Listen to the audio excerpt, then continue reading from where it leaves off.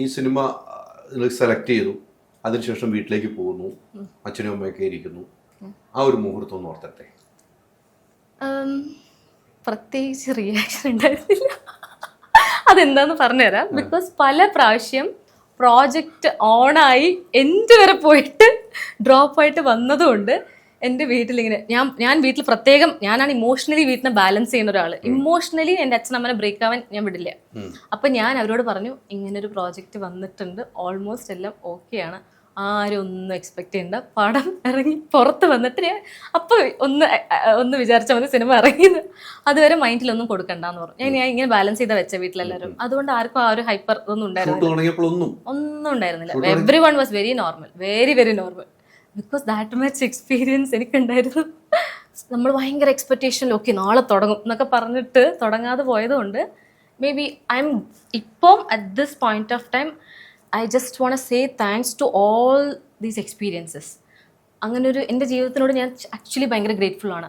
അതിപ്പോൾ വേഴ്സ്റ്റ് ആണെങ്കിലും ഞാൻ ഭയങ്കര വിഷമിച്ച് കരഞ്ഞ് എല്ലാ സിറ്റുവേഷൻസ് ഉണ്ടെങ്കിലും ഇപ്പം ഞാൻ ഗ്രേറ്റ്ഫുൾ ആണ്. ആ എക്സ്പീരിയൻസസ് ഉള്ളതുകൊണ്ട് ഞാൻ ഭയങ്കര ബാലൻസ്ഡ് ആണ്. ഞാൻ എൻ്റെ കൂടെ ഉള്ളവരെ ഞാൻ ബാലൻസ്ഡ് ആയിട്ടാണ് വെച്ചിരിക്കുന്നത്. വേണ്ട നമ്മൾ ഒരു ഹൈപ്പർ ഒന്നും വേണ്ട. This is part of the journey. സംഭവിച്ചു.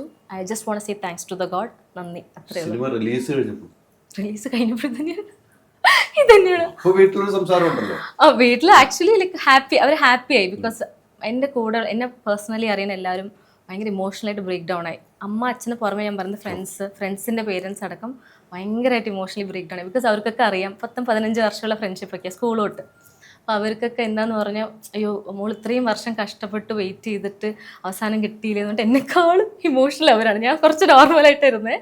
പക്ഷെ ബാക്കി എല്ലാവരും ഇപ്പോൾ ഇന്നലെ വരെ ഇരുന്ന് എല്ലാ ഫ്രണ്ട്സും വീഡിയോ കോൾ ചെയ്തിട്ട് ഭയങ്കര കരച്ചിലാണ്. ഒരുപാട് വർഷമായില്ലേ സിനിമ കണ്ടു കഴിഞ്ഞപ്പം.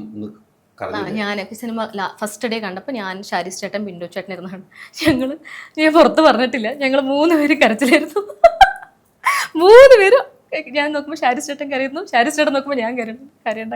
ഞങ്ങളിങ്ങനെ ആക്ച്വലി പടം കണ്ടത്. അപ്പോൾ ഭയങ്കര ഇമോഷണലായി. മോർ ദാൻ ഒരു ഹാപ്പിനെസ് പുറത്ത് വരുന്നതിനേക്കാളും എനിക്ക് ആ ഇമോഷണൽ ആ സങ്കടം ഇത്രയും വർഷം വെയിറ്റ് ചെയ്തിട്ട് കണ്ട ആ ഒരു moment was very very beautiful. Cinema കഴിഞ്ഞിട്ട് പിന്നെ പ്രൊമോഷന് ഭാഗമായിട്ട് നടക്കുകയാണ്. അതെ. കൊല്ലങ്കോട്ട് എന്ന നമ്മുടെ ഗ്രാമത്തിലേക്ക് ചെന്നോ? ഇല്ല, പോണം വെയിറ്റിംഗ്. അതെല്ലാവരും സ്വീകരണം ഒരുക്കേണ്ടതാണ്. അതറിയില്ല, അറിയില്ല. നാട്ടിലാണെങ്കിൽ അങ്ങനെ പുറത്ത് ഇറങ്ങാറില്ല. ഇപ്പോഴാണ് കുറെ പേർക്ക് മനസ്സിലായി ഇങ്ങനെ ഒരു നായിക അവിടെ പോയിട്ടുണ്ട്. അതെ ഞാൻ 12 വർഷം ഹോസ്റ്റലിലാണ് പഠിച്ചത്. അപ്പോൾ നാട്ടിലും അങ്ങനെ ഫ്രണ്ട്സ് ഒന്നും ഇല്ല. അതുകൊണ്ട് നാട്ടിൽ പുറത്ത് പോകണത് കുറച്ച് കുറവാണ്. പക്ഷേ ഇപ്പൊ കുറച്ച് ഒരു എക്സൈറ്റ്മെന്റ് ഉണ്ട്. ചേച്ചിയും അനുജത്തിയും അച്ഛനും അമ്മയൊക്കെ എവിടെയാണ് സിനിമ കണ്ടത്? ചേച്ചി ഇതുവരെ കണ്ടിട്ടില്ല. മാൾട്ടയിലാണ്. ചേച്ചി കാണണം. അനിയത്തി അമ്മ എല്ലാം എൻ്റെ കൂടെ ഫസ്റ്റ് ഡേ ഷെനോയ്സിൽ കണ്ടായിരുന്നു. അച്ഛൻ ബിസിനസ് ആയതുകൊണ്ട് അവിടെ അല്ല, അച്ഛനും വന്നു. അച്ഛനും അനിയത്തിയും വന്ന് കണ്ട് അവർ പോയി. അമ്മ എൻ്റെ കൂടെ നിന്നു. അമ്മ കൂടെ തന്നെ നിൽക്കുകയാണല്ലോ. അമ്മയുടെ വീട്ടുകാർ, അച്ഛൻ്റെ വീട്ടുകാർ, അങ്ങനെ നമുക്ക് ബന്ധുക്കളുണ്ടോ? അപ്പം ഈ മോളിങ്ങനെ സിനിമയ്ക്ക് വേണ്ടി ഇങ്ങനെ യാത്രയാണ്. അപ്പം അമ്മ ചില വീട്ടിൽ പോകുമ്പോൾ ബന്ധുക്കളുടെ വീട്ടിൽ പോകും. ആ മോള് എന്തിനാണ് ഡാൻസ് സിനിമയ്ക്ക് പോയിട്ട് എന്തായി? ഈ ഒരു ചോദ്യമൊക്കെ നമുക്ക് ഒത്തിരി ഉണ്ടായിട്ടുണ്ട്. അതൊക്കെ ഉണ്ടായിട്ടുണ്ട്. പക്ഷെ വേണ്ട, അത് ആ ഒരു സൈഡൊന്നും എനിക്ക് അങ്ങനെ.